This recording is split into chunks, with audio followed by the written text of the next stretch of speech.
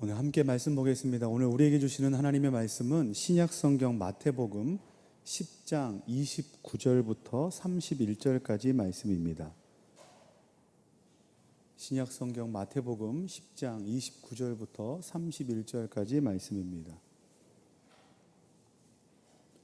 저와 여러분들이 한 절씩 교독하고 우리 31절 말씀은 한 목소리로 읽도록 하겠습니다.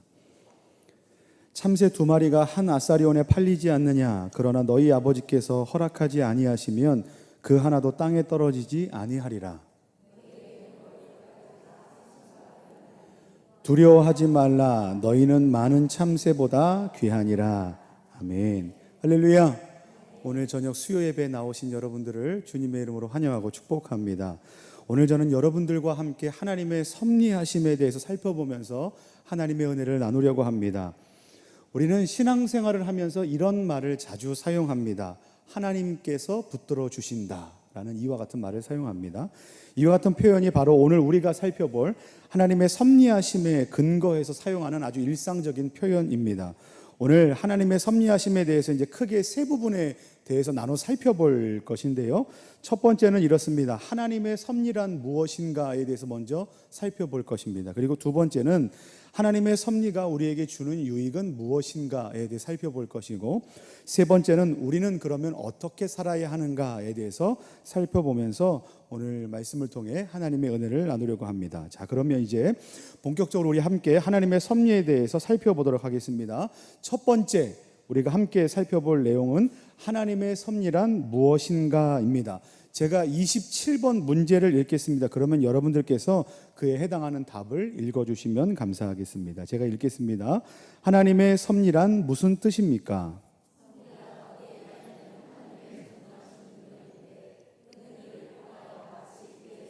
붙잡으시듯이 하늘과 땅과 모든 피조물들을 지탱시키시고 식물들과 풀들, 비와 가뭄, 풍작과 흉작, 먹을 것과 마실 것, 건강과 질병, 부와 가난, 양식과 음료 등 모든 것들이 우연이 아니라 그의 아버지다우신 손길로 임하도록 그렇게 그것들을 다스리십니다.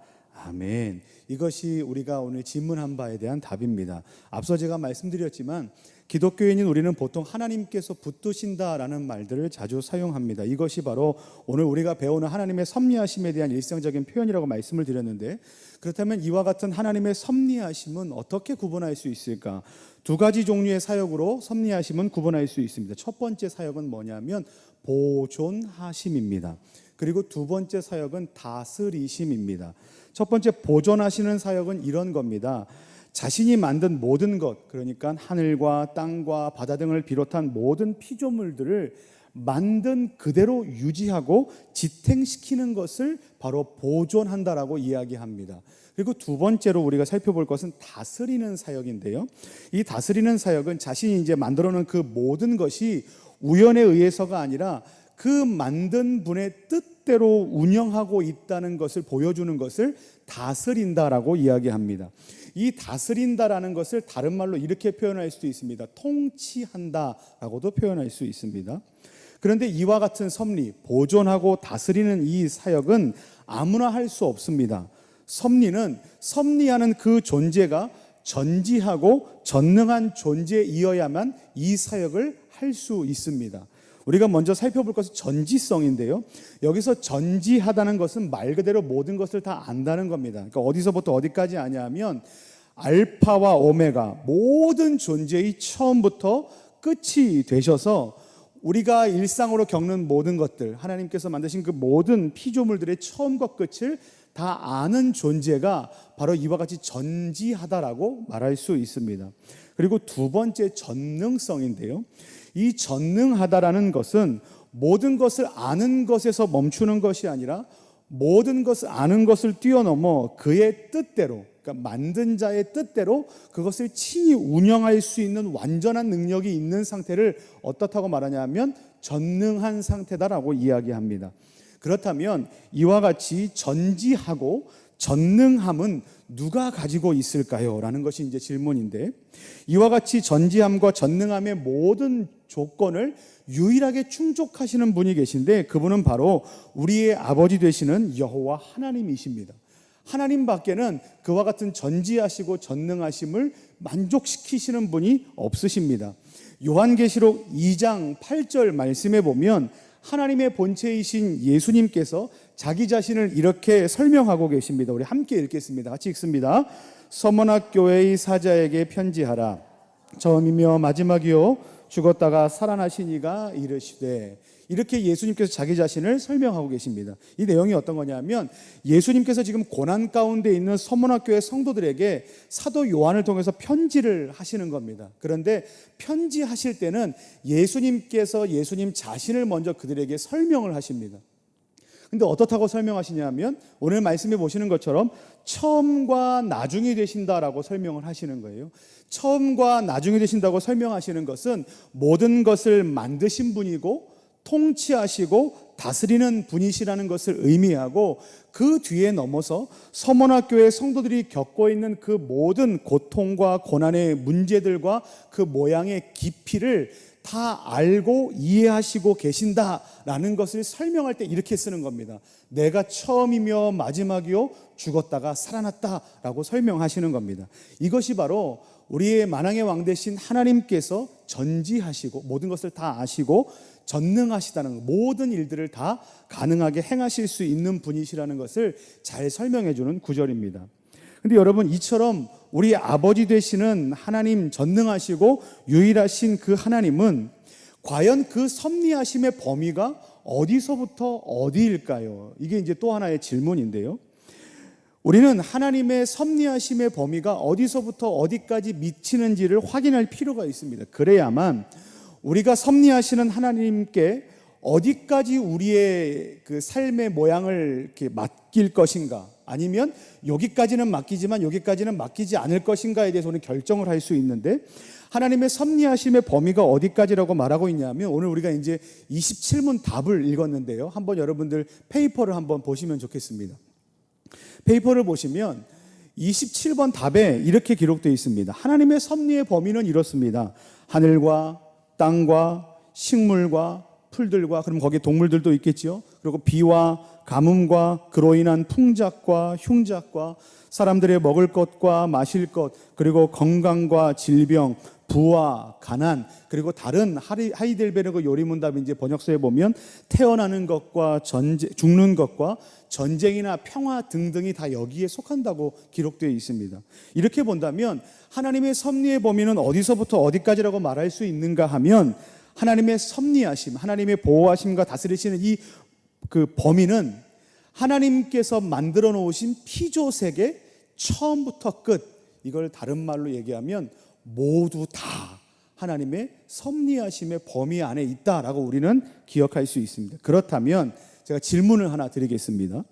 과연 이제 하나님께서 모든 것을 다스리시고 모든 것을 보존하시는 이렇게 범위가 전부이신 이 능력을 갖고 계신 분이라면, 그렇다면 우리는 하나님께 우리의 삶의 일부를 맡겨드려야 할까요? 아니면 전부를 맡겨드려야 할까요? 어렵지요.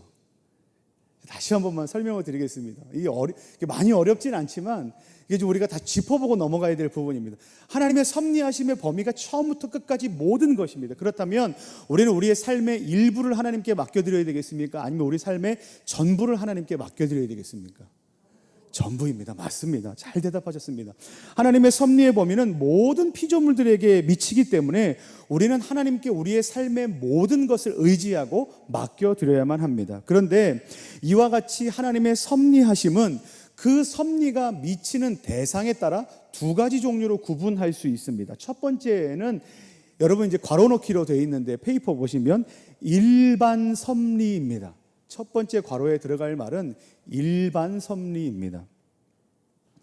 이 일반 섭리라는 것은 어떤 것인가 하면 모든 사람, 그러니까 믿는 자와 믿지 않는 자 구분 없이 모든 사람에게 공통적으로 베풀어 주시는 하나님의 섭리 사역입니다.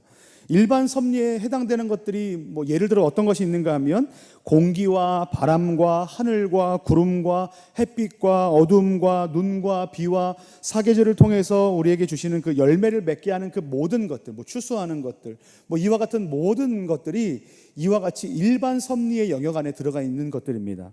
근데 두 번째 종류가 있는데 어떤 섭리인가 하면 특별 특별 섭리입니다. 두 번째 괄호에 넣으실 말은 특별 섭리입니다. 이 특별 섭리는 어떤 것인가 하면 모든 인류에게 해당되는 것이 아니고요. 특별히 믿는 신자, 그러니까 그리스도 안에서 하나님을 아버지로 모시고 사는 그리스도인인 저와 여러분들에게 아버지가 자녀에게 필요를 채워주듯이 공급하시는 것을 바로 이와 같은 특별 섭리라고 말합니다. 근데 이 특별 섭리 안에 있는 것들은 뭐 이런 것이라고 얘기할 수 있습니다. 만약 죄 가운데서 우리를 구원하여 주신 이 특별한 사역, 이것이 특별 섭리 안에 있는 영역이고요. 또 하나는 믿는 자로 살아가는 우리를 보호해 주시고 다스리시는 하나님의 일체 사역. 그러니까 앞에서 말씀드렸듯이 하나님께서 믿는 자들이 이렇게 고백하는 거 있지 않습니까? 하나님께서 나를 붙드셨어. 내가 먹었는데 하나님께서 나를 붙드셔서 내가 먹었어. 하나님께서 나를 입히셨어 라는 그와 같은 모든 사역이 이와 같은 하나님의 특별 섭리의 사역 영역 안에 있다는 것입니다. 그렇기 때문에 우리는 어떠할 필요가 없냐 하면 하나님을 아버지로 모시고 살기 때문에 걱정할 필요가 없습니다. 그렇겠죠? 하나님께서 모든 것을 다 채워주시고 모든 만물을 통치하시고 특별한 섭리로 믿는 자들을 또 특별하게 하나님께서 섭리하시기 때문에 우리는 걱정할 필요가 없다고 잘 알고 있습니다. 그런데 여기서 발생하는 오해가 있습니다. 어떤 오해가 있냐면 하나님께서 우리의 모든 삶을 다 책임져 주시고 하나님께서 우리의 모든 삶을 섭리하시기 때문에 우리는 기도할 필요가 없다라고 생각하는 오해입니다. 그렇겠지요? 하나님께서 어차피 다 주실 것인데 우리의 필요를 다 아시는데 어차피 우리 가운데 다 베풀어 주실 것인데 우리가 구하는 것이 무슨 의미가 있겠습니까? 라고 말하는 것이죠. 근데 성경은 우리에게 어떻게 말하고 있냐면 하나님의 특별 섭리가 성도의 기도의 의무를 면제할 수 없다라고 성경은 말하고 있습니다. 우리 마태복음 7장 7절부터 11절까지 말씀인데요. 우리 앞에 있는 PPT를 좀 보시면서 한 절씩 교독하시고 우리 11절 말씀은 함께 읽도록 하겠습니다. 구하라 그리하면 너희에게 주실 것이요 찾으라 그리하면 찾아낼 것이요 문을 두드리라 그리하면 너희에게 열릴 것이니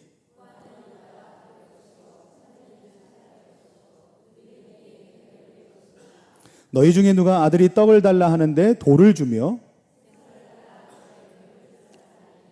함께 읽겠습니다. 너희가 악한 자라도 좋은 것으로 자식에게 줄 알거든 하물며 하늘에 계신 너희 아버지께서 구하는 자에게 좋은 것으로 주시지 않겠느냐. 아멘. 이 말씀을 보시면 너희라고 표현되는 대상들은 하나님을 아버지라고 부를 수 있는 자녀의 신분으로 있다고 말하고 있습니다. 그러니까 여기서 말하는 하나님과 우리는 어떤 관계에 있냐면 아버지와 아들, 아주 특별한 관계에 있습니다. 하지만 성경에서는 이와 같이 특별한 관계임에도 불구하고 자녀는 아버지에게 무엇을 해야 된다고 기록하고 있냐면 구해야 한다, 기도해야 한다라고 그렇게 기록하고 있습니다. 찾고 두드리고 구해야 아버지께서는 좋은 것을 주실 것이다 라고 말씀하시는 겁니다. 이것은 하나님께서 능력이 부족하시다거나 아니면 사랑이 부족하시기 때문에 반드시 구해야만 주신다라는 맥락이 아닙니다. 이것은 어떤 것이냐면 우리가 자녀임에도 불구하고 하나님 아버지께 나아가 구해야 한다는 것은 어디까지나 아버지와 자녀된 우리와의 관계가 간절히 기도할 때 갖게 되는 그 깊은 신뢰 있지 않습니까? 그와 같은 속에 있어야 한다는 것을 알려주시기 위해서 하나님은 우리에게 기도할 방법과 특권을 허락해 주셨다는 겁니다. 그러므로 우리는 하나님의 특별 섭리를 잘못 이용하여서 기도할 의무와 특권을 놓치는 일이 있어서는 안 된다라고 하이델베르그 요리문답은 경고하고 있습니다. 자, 지금까지 우리는 첫 번째 질문, 하나님의 섭리는 무엇인가에 대해서 이제 살펴봤습니다. 그렇다면 이제 두 번째 주제로 한번 넘어가 보겠습니다. 두 번째 주제는 이렇습니다. 하나님의 섭리가 우리에게 주는 유익은 무엇인가라는 것인데 이것을 조금 더 풀어서 설명하면 이렇게 됩니다. 하나님의 섭리하심에 대해서 아는 지식이 우리에게 주는 유익은 무엇인가 이렇게 설명할 수도 있습니다. 이제 하나님의 섭리하심에 대해서 이제 이런 것이라는 걸 알았는데 그 아는 지식이 과연 우리에게 어떤 유익을 줍니까? 라는 질문과 같습니다. 제가 28번 문제를 한번 읽겠습니다. 여러분들께서 답을 읽어주시면 좋겠습니다. 제가 읽겠습니다. 하나님께서 만물을 창조하셨고 그것들을 그의 섭리로 여전히 지탱시킨다는 것을 아는 것이 우리에게 무슨 유익이 됩니까?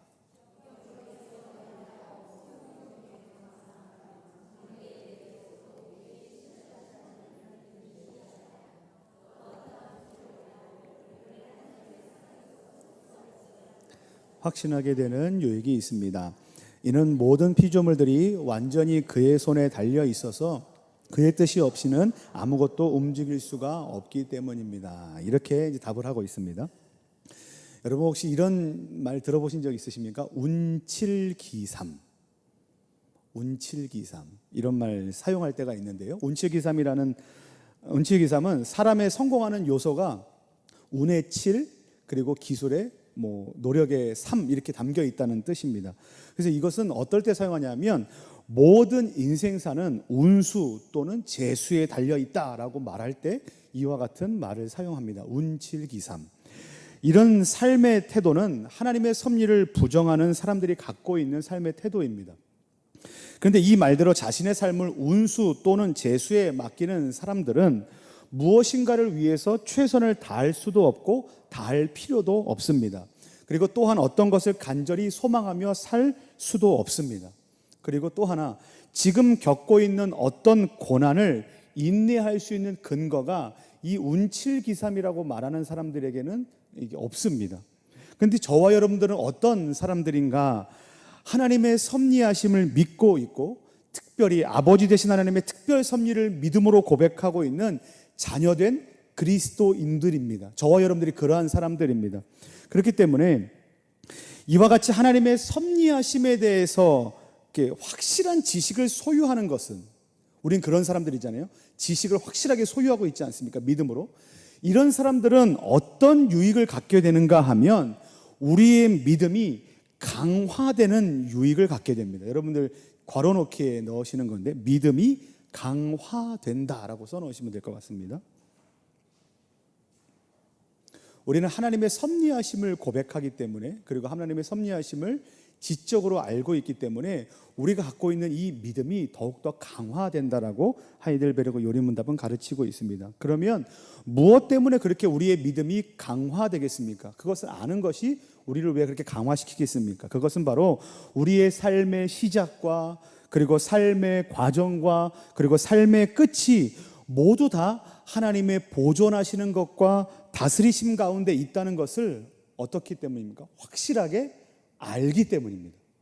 만약에 모른다면 우리는 그걸 운이고 재수라고 말할 수 있지만 하나님께서 처음부터 중간 그리고 끝 모든 것까지 하나님께서 섭리하시고 다스리신다는 걸 아는 사람들은 그것을 믿음으로 인하여 우리의 믿음이 더욱더 강화될 수밖에 없다라는 사실입니다. 그렇게 믿음이 강화된 사람은 이렇게 세 가지 모양으로 살 수 있습니다. 소요리 문답은 이렇게 답하고 있는데, 첫 번째, 모든 역경 가운데서도 하나님께서 붙들어 주신다는 지식으로 인하여 인내하고 살 수 있습니다. 우리 한번 같이 읽어보실까요? 첫 번째 읽겠습니다. 시작. 모든 역경 가운데서도 하나님께서 붙들어 주신다는 지식으로 인하여. 그렇겠죠. 우리의 모든 시작과 중간과 끝을 아시는 하나님께서 모든 것을 은혜로 섭리하시고 계시기 때문에 우리가 지금 당장은 고난 가운데 있을 수 있지만 어떻게 할 근거가 있습니까? 인내할 수 있는 근거가 있다라고 말하는 겁니다. 두 번째, 우리에게 어떤 삶을 살 수 있냐면 같이 읽겠습니다. 시작. 우리가 누리고 있는 좋은 환경들은 모두 하나님께서 붙들어 주신 결과이므로 번영 가운데 있을 때 감사할 수 있습니다 라는 것이에요. 이게 두 번째 우리가 삶의 태도입니다. 우리는 잘 못 될 수도 있지만 잘 된 경우의 삶을 살 때가 있습니다. 그런데 이것이 내 능력입니까? 내 노력 때문입니까? 아니죠. 하나님께서 우리에게 섭리하신 그 결과 때문이라는 거예요. 그래서 그 모든 그 공로는 누구에게 돌리는 겁니까? 하나님께 돌리는 겁니다. 그래서 우리는 어떻게 할 수 있냐면 번영의 때에 감사하는 삶을 살 수 있다라고 말하고 있는 겁니다. 세 번째, 우리 같이 읽겠습니다. 시작. 우리가 앞으로 살게 될 장래 일에 대해서도 두려워하지 않고 소망 가운데 살 수 있습니다. 그렇겠죠. 우리가 앞으로 일어날 일들에 대해서 모르지 않습니까? 그래서 우리는 불안해하고 캄캄한 이 마음을 갖고 있는데, 그때에도 우리는 걱정하지 않는 것, 하나님께서 우리의 끝의 인생까지도 책임져 주실 것이라는 그와 같은 사실을 우리는 미리 알고 있기 때문에 장래에 대한 소망을 가지고 살 수 있다고 하이델베르그 요리문답은 가르쳐주고 있습니다. 여기까지가 하나님의 섭리하심을 아는 그 지식이 우리에게 주는 유익입니다. 그렇다면 이제 마지막입니다. 이렇게 하나님의 섭리하심에 대해서 배우고 그 지식을 알게 되었다면 우리는 어떻게 살아야 하는가에 대해서 이제 그 질문을 할 수 있는데, 그 어떻게 살아야 하는가 첫 번째 이렇게 답할 수 있습니다. 고난 가운데 인내해야 합니다라는 것이에요. 우리 시편 119편 71절과 72절을 같이 한번 읽어보겠습니다. 같이 읽겠습니다. 고난당한 것이 내게 유익이라. 이로 말미암아 내가 주의 율례들을 배우게 되었나이다. 주의 입의 법이 내게는 천천 금은보다 좋으니이다.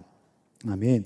우리는 일상을 살아가면서 수많은 고난들을 마주하게 됩니다. 그럴 때마다 우리 마음속에 생기는 것은 고난에 대한 고통과 빨리 돕지 않으시는 것 같은 하나님에 대한 탄식입니다. 이 고통은 우리를 너무나 힘들게 합니다. 그런데 우리는 오늘 하나님의 섭리하심에 대해서 이제 배웠습니다. 하나님께서는 모든 피조물들을 어떻게 하십니까? 보존하시고 다스리고 계십니다. 그리고 그 범위가 어디까지입니까? 처음부터 끝까지 모든 범위이고, 믿는 자나 믿지 않는 자나, 그리고 특별히 믿는 자에게는 더 특별한 은혜로 하나님께서 섭리하고 계시다는 것을 우리는 배웠습니다. 그래서 우리는 어떤 상태 가운데 있냐면 하나님의 은혜 가운데 있는 겁니다. 하나님의 돌보시는 특별한 은혜 가운데 있는 사람들이 우리입니다. 이와 같은 사실을 아는 사람들은 비록 고난 가운데 있을 때 아파할 수는 있습니다. 그렇겠죠? 고난 가운데 있을 때 아프지 않다라고 말할 수 없지만 아파할 수는 있지만, 우리는 어떻게 살아야 하냐면, 고난이 나로 하여금 이거 망하게 하겠구나, 나를 죽음으로 인도하겠구나 생각하지 말고, 오히려 하나님께서 이 시간을 통과하는 모든 가운데 하나님의 그 풍성한 은혜를 깨닫게 하시겠구나. 오늘 말씀해 보면 주의 입의 법이 내게는 천천 금은보다 좋다. 고난 가운데 있을 때 하나님을 바라보며 그 어떤 것보다 하나님께서 주시는 그 은혜가 내게 더 좋다라는 마음을 품고 어떻게 할 수 있다고, 어떻게 해야 된다고 말하고 있냐면 인내해야 한다고 말하고 있습니다. 쉽지는 않을 겁니다. 그런데 오늘 하이델베르그 요리문답과 말씀이 우리에게 가르쳐주는 바가 무엇인가 하면, 고난 가운데 하나님의 섭리를 아는 사람들은 고난 가운데 인내해야 한다라고 가르쳐주고 있습니다. 그리고 우리는 인내하는 것뿐만 아니라 고난 가운데 있을 때, 그리고 또한 불확실한 미래에 대해서 살아가야만 할 때 우리는 그 소망을 가지고 살아야 한다라고 성경은 이야기합니다. 로마서 8장 38절부터 39절 말씀에 보면 이렇게 기록되어 있습니다. 내가 확신하노니 사망이나 생명이나 천사들이나 권세자들이나 현재일이나 장래일이나 능력이나 높음이나 깊음이나 다른 어떤 피조물이라도 우리를 우리 주 그리스도 예수 안에 있는 하나님의 사랑에서 끊을 수 없으리라. 이것이 하나님의 약속입니다. 어떻게 되어 있습니까? 우리가 하나님의 사랑에서 우리를 끊을 수 있는 그 모든 것들이 없는데, 과거 일도 지금 일도 장래 일도 높음이나 깊음이나 어떤 것도 하나님께서 우리를 사랑하시는 그 강력한 사랑에서 우리를 방해하거나 끊을 수 없다라고 말씀하셨기 때문입니다. 그러므로 우리는 불확실한 미래를 살아갈 때 어떻게 살아갈 수 있냐 하면 소망하며 하나님의 사랑을 가지고 소망하며 살 수 있다라고 성경은 이야기하고 있습니다. 두 번째, 우리는 어떻게 살 수 있습니까? 이와 같은 질문에 이렇게 대답할 수 있습니다. 번영의 때에 감사해야 합니다라고 대답할 수 있습니다. 여러분들 감사라고 괄호에다가 넣으시면 좋을 것 같습니다. 시편 116편 12절 14절 말씀에 내게 주신 모든 은혜를 내가 여호와께 무엇으로 보답할까? 내가 구원의 잔을 들고 여호와 이름을 부르며 여호와의 모든 백성 앞에서 나는 나의 서원을 여호와께 갚으리로다. 아멘. 이렇게 고백하고 있습니다. 우리는 일상 속에서 많은 고난들을 마주하기도 하지만 그와 반대로 형통한 때, 번영의 때를 경험하기도 합니다. 근데 그때 우리는 어떤 마음을 가져야 하는가라는 것이 오늘 이 두 번째 질문의 답일 수 있습니다. 우리는 이와 같이 번영의 때에 있을 때, 형통한 때에 있을 때 이 모든 자신의 삶의 결과가 나의 능력 때문이다, 내가 잘났기 때문이다라고 교만한 마음을 가져서는 안 된다고 가르치고 있는 겁니다. 그러면 모든 공로, 모든 영광을 누구에게 돌리라고 이야기하고 있습니까? 하나님께 돌리라고 얘기합니다. 하나님께 영광을 돌린다는 걸 오늘 여기서 표현하는 건 하나님께 감사하는 삶을 살아야 한다라고 가르치는 것입니다. 여기까지가 이제 우리가 배운 이제 섭리하심의 내용이고 어떻게 살까에 대한 이제 방법들에 대해서 나눴습니다. 이제 말씀의 결론입니다. 사랑하는 성도 여러분, 우리는 오늘 전지전능하신 하나님의 보존하시고 다스리시는 섭리하심에 대해서 살펴봤습니다. 어떠십니까? 여러분들은 삶의 자리에서 얼마나 하나님의 섭리하심에 대해서 인식하고 살고 계십니까? 호흡하시면서, 걷고 뛰시면서, 먹고 마시면서, 청명한 가을 하늘을 보시면서, 때로는 비와 번개가 치고 바람이 부는 걸 통해서 하나님의 섭리하심이 우리 가운데 어떻게 일어나고 있는가에 대해서 얼마나 예민하게 느끼고 계십니까? 바라기는 하나님께서 오늘도 온 우주 만물을, 특별히 하나님의 자녀인 저와 여러분들을 온전히 그리고 완전하게 붙들고 계심을 믿으시는 저와 여러분들 되시기를 예수님의 이름으로 간절히 축원합니다. 뿐만 아니라 그로 인하여 날마다 겸손과 감사와 인내와 소망 가운데 살아가시기를 예수님의 이름으로 간절히 축원합니다. 오늘 주신 말씀 붙들고 우리 함께 기도하며 나가겠습니다.